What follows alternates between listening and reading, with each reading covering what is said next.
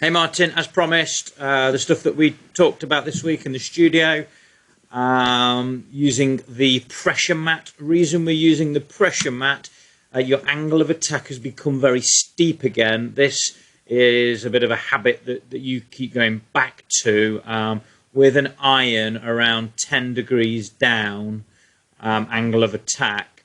We didn't hit any drives in this session, but in the past we've worked on angle of attack with a driver also. So I wanted to get you on the pressure mat and take a little bit of a look at how you're using the floor and see if we can come up with any reasons that you've got this steep angle of attack.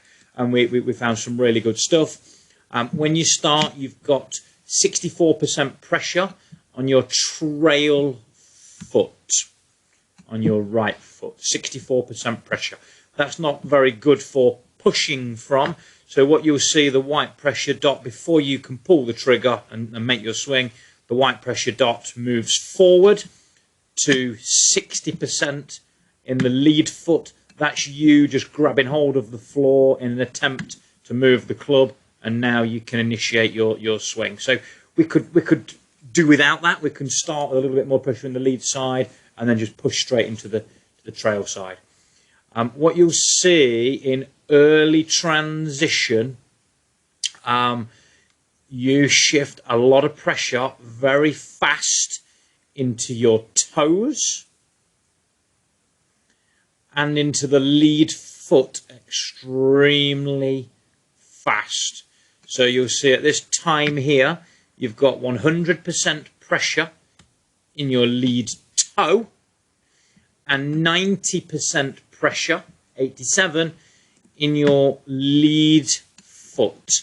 So you moved a lot of pressure extremely fast into your lead side and your lead toe. Your pressure's on your trail side here, 100% on the trail side, and by the time your club has transitioned, you've got 90% pressure on your lead toe and in your lead side. And you can see it just kind of stays there, 97% pressure in your lead foot here, 100% in your lead toe. So for me, there is a correlation between that and your steep angle of attack. We've done some work. Let's pull in toward the end of the session. You'll see immediately your pressure trace has changed. It's still a little in the toes, but you're going to see not quite as much. Let's just wind this through. You start more balanced, 50-50. Transfer the pressure into the trail foot, and the pressure doesn't leak into the lead foot quite as much. So you'll see at this time here, you're 50-50 with your pressure, 50-50. So lead arm is parallel to the floor and you're 50-50. In comparison, you're already 87% pressure in the lead foot in the old motion.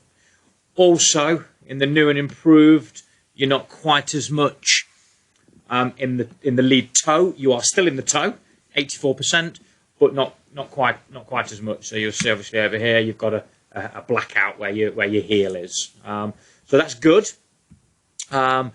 Key thought was curling the toes up and then just some awareness of how you pressure the floor.